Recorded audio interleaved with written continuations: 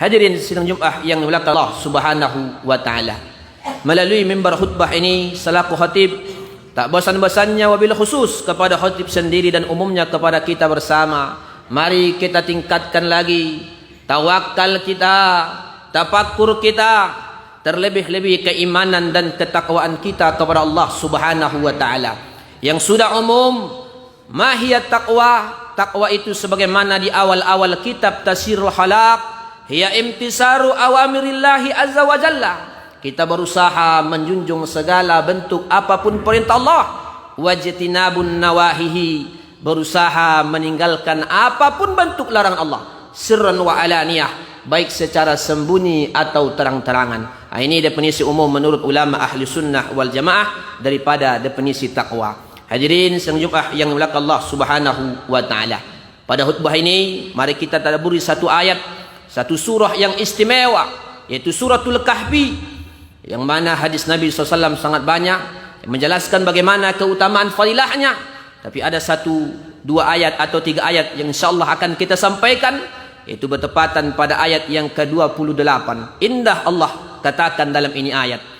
Faqala Allah Ta'ala, Bismillahirrahmanirrahim, wasbir nafsaka ma'allazina yada'una rabbahum bilghadati wal asyi.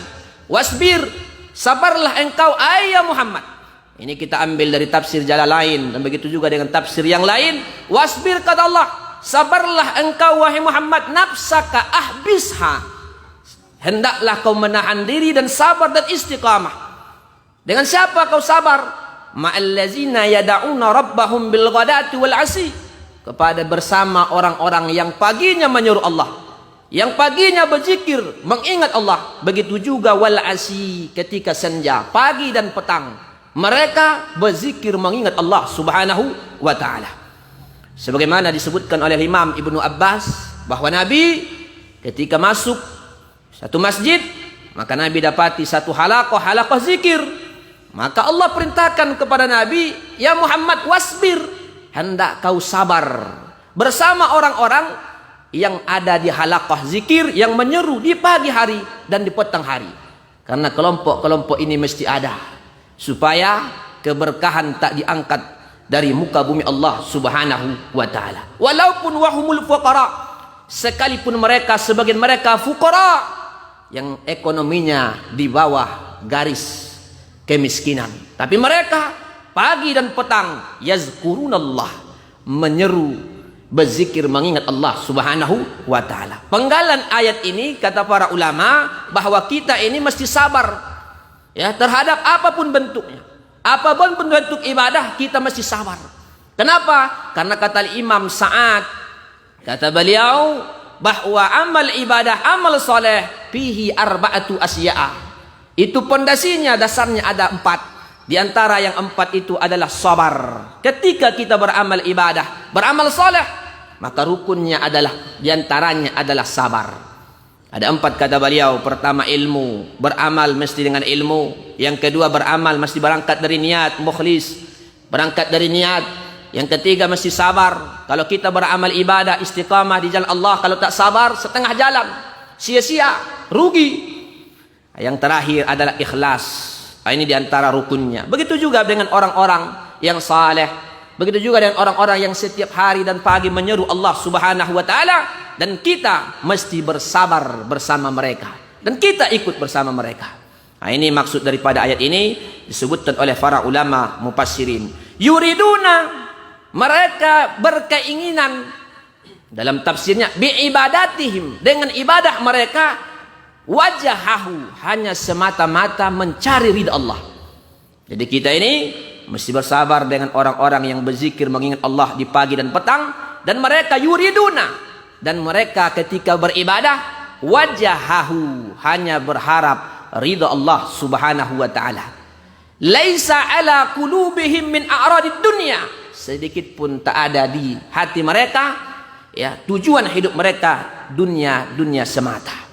Inilah orang-orang yang memang yuridina, mereka yang berharap ridha Allah Subhanahu wa taala. Karena ternyata hadirin yang dimuliakan Allah Subhanahu wa taala, di antara rizki, kata para ulama termasuk Syekh Muhammad Mutawalli Asy-Sya'rawi, rizki yang paling tinggi adalah ketika kita dapat ridha Allah Subhanahu wa taala.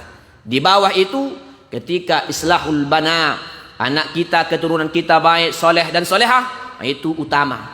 Dan paling rendah ada naha ketika kita dititipkan harta yang banyak, yaitu serendah-rendahnya rizki, kata Syekh Muhammad Mutawalli Asy'arawi. Tapi puncaknya daripada rizki adalah ketika kita dapat ridha Allah Subhanahu wa taala. Makanya kita beribadah di antara niatnya mencari ridha Allah Subhanahu wa taala.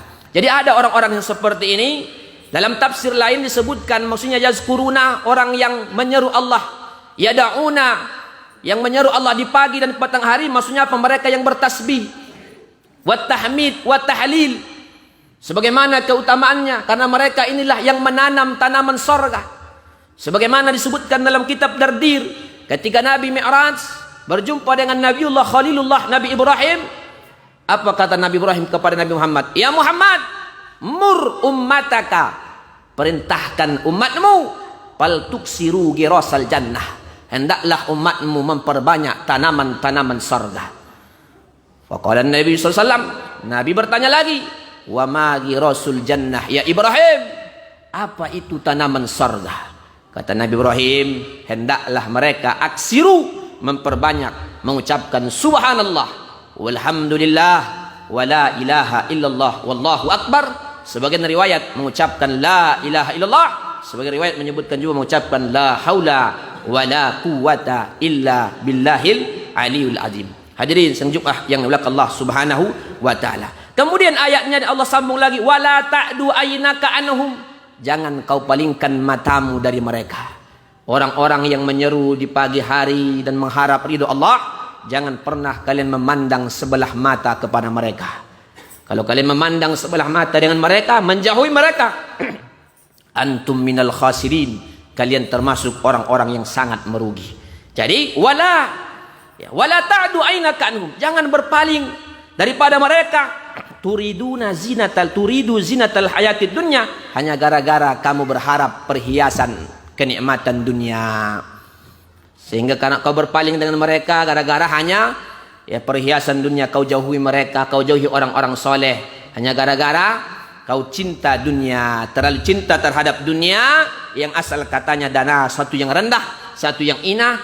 Kalau dijadikan dunia itu tujuan akhir kita, maka kita kembali kepada asal katanya, kata ulama, dana, sesuatu yang hina dan rendah. Ketika motivasi hidup kita hanya dunia semata.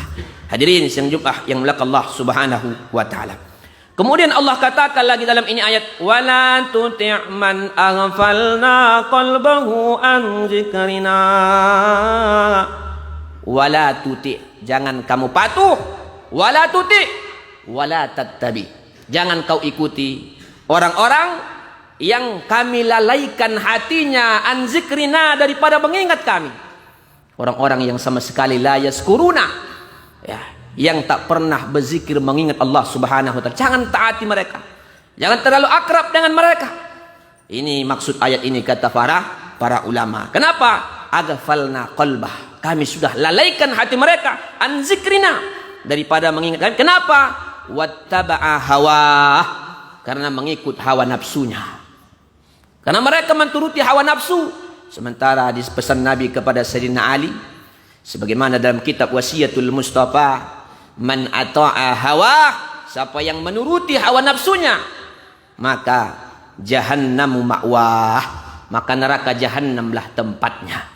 Siapa yang mematuhi hawa nafsunya, neraka jahannamlah tempatnya. Nauzubillah summa nauzubillahi min dzalik.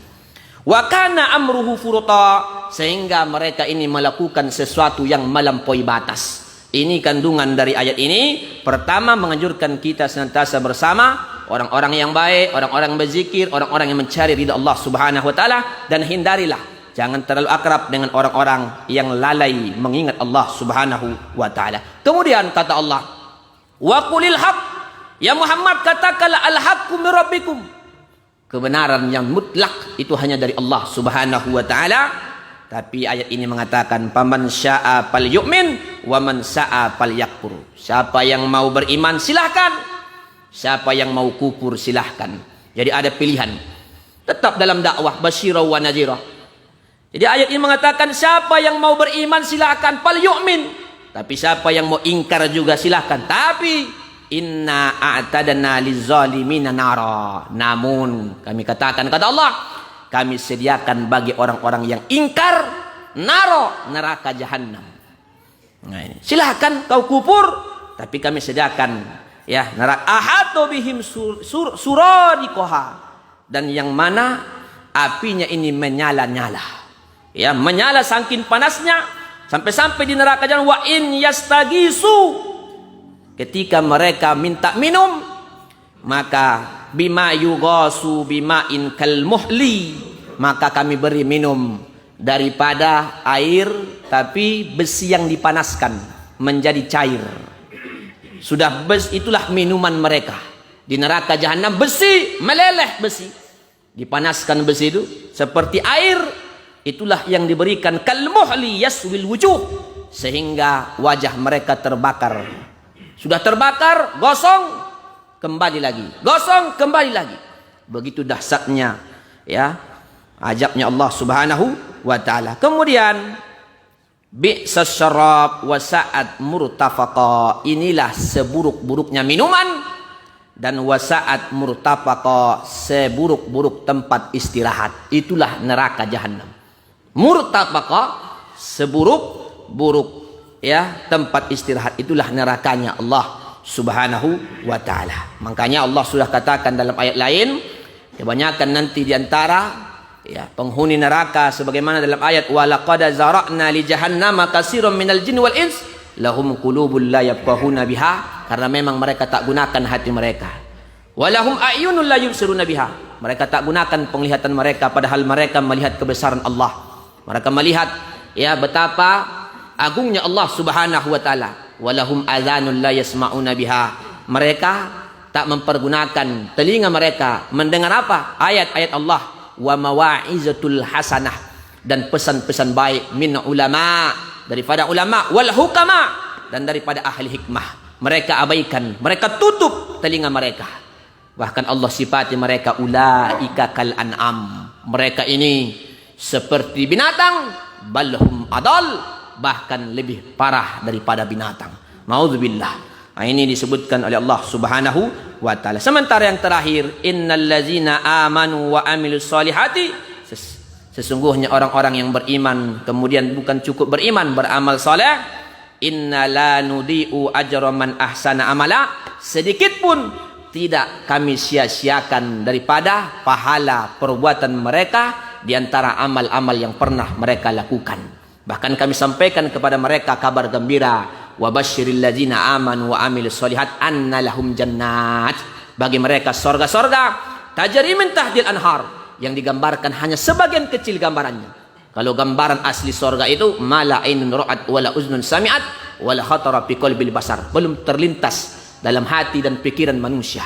Jannat hada'iqa wa zata masakin, yang begitu pohon-pohon yang begitu indah dan mengalir sungai-sungai minal asal daripada madu, wal khamar daripada khamar, tapi khamar di sini bukan khamar seperti khamar di dunia. Yang mereka juga wa kulu minha, memakan buah-buahan di dalamnya, rizqan sebagai rizki bagi mereka. Buahnya sama, mutasyabih, sama, alwan warnanya sama, boleh jadi apel, anggur dan lain sebagainya. Wala ta'man, tapi tidak rasa. Ini yang Allah sediakan bagi orang-orang beriman dan beramal soleh. Bahkan bagi laki-laki, walahum fiha azwaj mutahharah, bagi mereka ada pasang-pasangan minal hur, daripada bidadari, wal adamiyat, yaitu perempuan-perempuan solehah yang ketika dunia menjadi pasangannya, itu juga menjadi ratunya para bidadari. Mutahharah, di sana ketika di sorga mereka suci, minal haid, daripada haid, wa kulli qadar, daripada setiap yang qatar. Jadi tidak lagi seperti perempuan-perempuan di dunia. Kalau mereka sudah ketika di akhirat. Begitu kata Syekh Jalaluddin Abdurrahman As-Suyuti, wa hum fiha khalidun, ahli sorga itu kekal selama-lamanya, al-makisuna fil jannah, mereka tinggal di sorga ya, la yahrijun wa la yabnun, tak pernah keluar lagi dari sorga selama-lamanya. Allah berikan kenikmatan. Mudah-mudahan Allahumma adkhilna jannatal firdaus. Amin amin ya rabbal alamin. Mudah-mudahan dari ayat ini kita mendapatkan pelajaran dan hikmah mentadabburi daripada surah, yaitu surah Al-Kahfi yang istimewa. Fa'tadur ya ulil absar la'allakum turhamun.